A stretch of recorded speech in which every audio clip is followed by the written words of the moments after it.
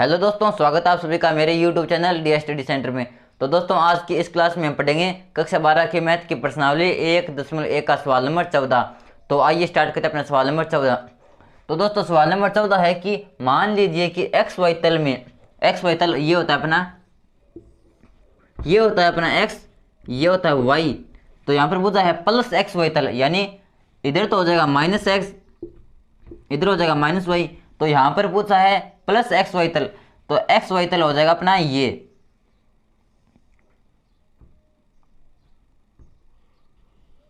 तो अब आगे कहा है कि एक्स वाई तल में स्थित समस्त रेखाओं का समुच्चय एल है। तो इसमें जितनी भी संख्याएं होगी उनके समुच्चय को नाम दिया है एल। और एल में एक संबंध आर है, जहां पर L1 का संबंध L2 के साथ तब है जब L1 और L2 समांतर है। द्वारा परिभाषित संबंध आर है। सिद्ध कीजिए कि आर एक तुल्यता संबंध है, अर्थात इस संबंध को हमें समतुल्य, सममित और संक्रामक सिद्ध करना है, क्योंकि हम जानते हैं कि जो संबंध समतुल्य होता है, सममित होता है और संक्रामक भी होता है, उसे हम कहते हैं तुल्यता संबंध। तो इस संबंध को हमें समतुल्य, सममित और संक्रामक सिद्ध करना है। और आगे पूछा है कि रेखा y बराबर 2x+4 से संबंधित समस्त रेखाओं के समुच्चय को ज्ञात कीजिए। अर्थात ये अपने पास एक रेखा है y बराबर 2x+4। तो ये इसी रेखा का यूज कर हमें एक ऐसी चर का मान रखकर एक ऐसी रेखा बनानी है कि जिसमें हम उस चर का मान बदलेंगे तो अलग अलग रेखाएं प्राप्त होती जाएगी, और उन सभी रेखाओं के समुच्चय से संबंधित एक रेखा बनानी है। तो सबसे पहले तो हम सिद्ध करेंगे इसे एक तुल्यता संबंध। तो आइए हल करते हैं। तो हमारा समुच्चय है L, और L समुच्चय क्या है? एक्स वाई तल में स्थित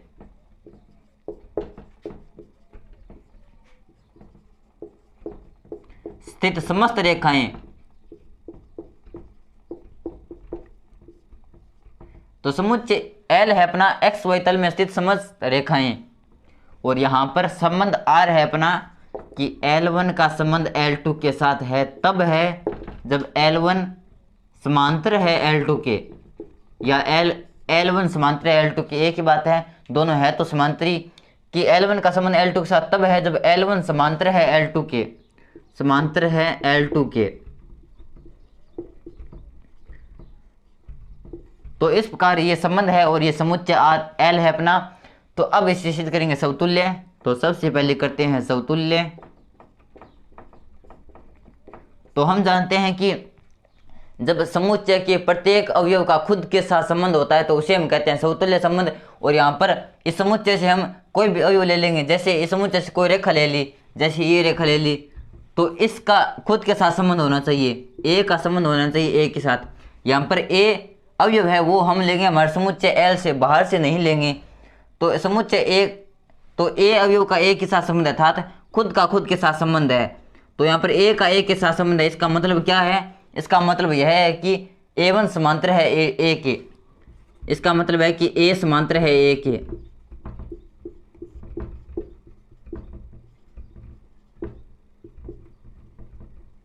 क्योंकि हमारा संबंध क्या कहता है कि L1 का संबंध L2 के साथ तभी है जब L1 समांतर है L2 के। तो यहाँ पर A का संबंध A के साथ तभी होगा जब A समांतर है A के। और हम जानते हैं कि कोई भी रेखा खुद के तो समांतर होगी। तो इस कारण हम कह सकते हैं कि इस समुच्चय के प्रत्येक अवयव के लिए उसका खुद के साथ संबंध होगा। क्यों? क्योंकि इस समुच्चय के प्रत्येक अवयव यानी कोई रेखा, तो प्रत्येक रेखा खुद के साथ समांतर होगी। तो इस कारण हम कह सकते हैं कि यह एक समतुल्य संबंध है। तो यहाँ पर लिखेंगे चूंकि समुच्चय ए में परिभाषित संबंध आर में ए का संबंध ए के साथ है फॉर ईच। ये लगाना अनिवार्य है क्योंकि फॉर ईच का मतलब होता है प्रत्येक ए बिलोंग करता है हमारे समुच्चय ए से, सॉरी एल है समुच्चय एल है अपना। इसका मतलब ये है कि यहाँ पर प्रत्येक अवयव का उसके खुद के साथ संबंध है, और यहाँ पर जो अवयव लेंगे वो अवयव हमारे समुच्चय एल से लेंगे, बाहर से नहीं लेंगे। तो हमारे समुच्चय के अंदर रेखाएं हैं, तो यहाँ पर एक रेखा की बात होगी और किसी अंक या किसी अन्य संख्या की कोई बात नहीं होगी। तो इस प्रकार फॉर ईच लगाना बहुत अनिवार्य है। क्यों? क्योंकि फॉर ईच का मतलब होता है प्रत्येक, और प्रत्येक ए बिलोंग करेगा केवल और केवल हमारे समुच्चय एल से, जो हमें प्रश्न में दिया गया है। तो इस प्रकार ए बिलोंग करता है ए से, फॉर इच ए लिया है हमारे समुच्चय ए एल से, अतः दिया गया संबंध आर एक समतुल्य संबंध है।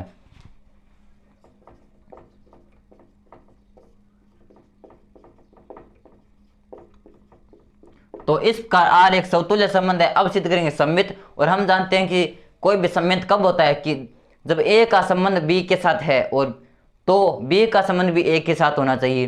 तो यहाँ पर हम देखते हैं कि जब ए का संबंध बी के साथ होगा, जब ए का संबंध बी के साथ होगा, तो इसका मतलब क्या है कि ए समांतर है बी के, कि ए समांतर है, यह चिन्ह होता है समांतर का, कि ए समांतर है बी के, इसे कहते हैं समांतर का चिन्ह। कि ए का संबंध बी के साथ है मतलब ए समांतर है बी के, तो बी का संबंध भी ए के साथ होगा। यह तो सामान्य सी बात है कि जब ए समांतर है बी के तो बी भी समांतर होगी ए के।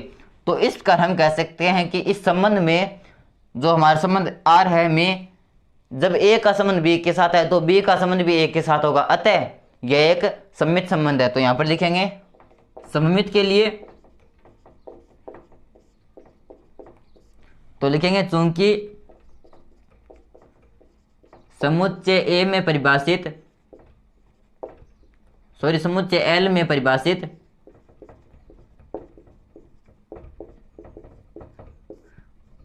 संबंध आर में जब ए का संबंध बी के साथ है, इसका मतलब होता है कि ए का संबंध बी के साथ, इसे हम इस प्रकार भी लिख सकते हैं कि ए का रिलेशन है बी के साथ, अर्थात ए का संबंध बी के साथ या फिर ए का संबंध बी के साथ। तो इसको हम दो प्रकार से लिख सकते हैं।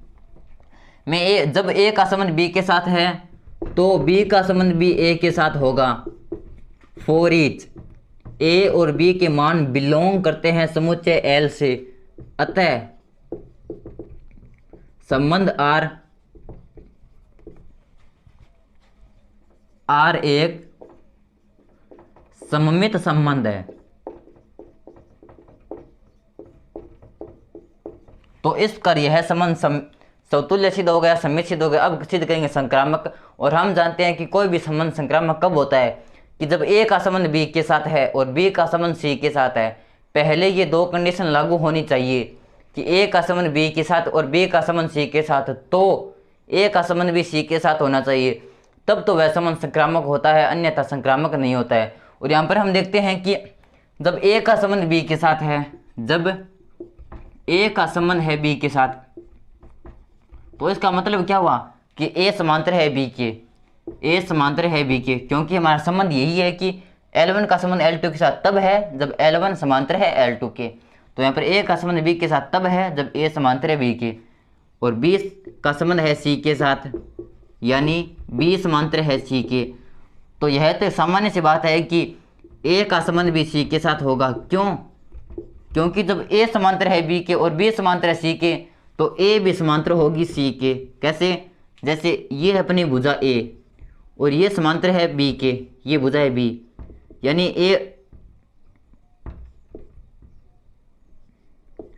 ए और बी समांतर है, तो हम, और बी सी के समांतर है, और ए बी के समांतर है और बी सी के समांतर है, तो हम कह सकते हैं कि ए भी समांतर होगी सी के।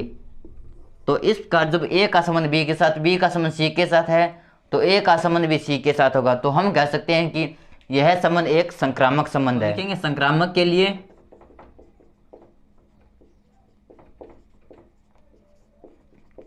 कि चूंकि समुच्चय ए में परिभाषित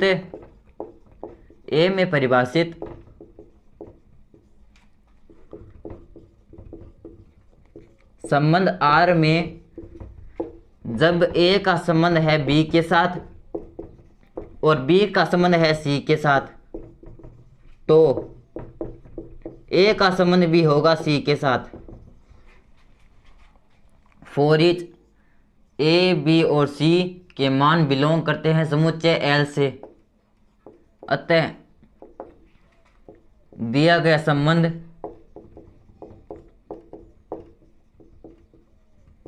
R एक संक्रामक संबंध है।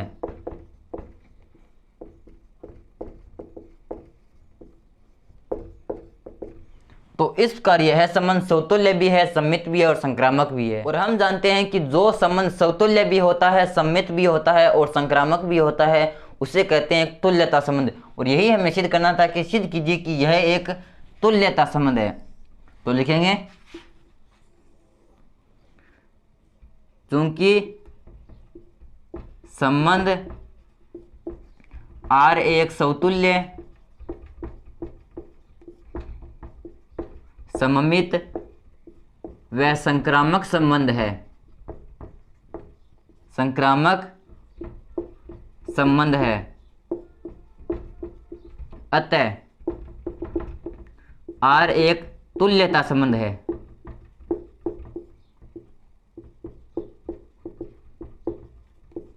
तुल्यता संबंध होगा। तो इस प्रकार हमने सिद्ध कर दिया कि R एक तुल्यता संबंध होगा और यही हमें सिद्ध करना था। अब आगे पूछा है कि रेखा y बराबर 2x+4 से संबंधित समस्त रेखाओं का समुच्चय ज्ञात कीजिए। तो यहाँ पर हमें एक ये रेखा दी गई है, तो ये तो केवल एक निश्चित रेखा है। जैसे यहाँ पर ये भी मान दिया है 2 और ये मान दिया अपने पास 4, तो इसका ये एक निश्चित रेखा है। तो हमें इस रेखाओं से संबंधित समुच्चय ज्ञात करना है, पूरा का पूरा समुच्चय। तो यहाँ पर ये रेखा अपना y बराबर 2x+4। तो समुच्चय ज्ञात करने के लिए हम कर देंगे y बराबर 2x+4 किसका कर देंगे c, और यहाँ पर c है एक चर होता है जिसका मान निरंतर बदलता रहता है। तो यहाँ पर c का मान बदलता रहेगा, तो हम जब c का अलग अलग मान रखेंगे तो अलग अलग रेखाएं प्राप्त होती जाएगी। तो इस प्रकार यह हो गया एक रेखा y बराबर 2x+4 से संबंधित समस्त रेखाओं का समुच्चय। तो इस प्रकार ये था हमारा प्रश्नावली 1.1 का सवाल नंबर 14। तो दोस्तों वीडियो कैसा लगा प्लीज़ कमेंट करके जो बताना, और अगर वीडियो अच्छा लगा तो प्लीज़ वीडियो को लाइक करना और चैनल को सब्सक्राइब करना। धन्यवाद।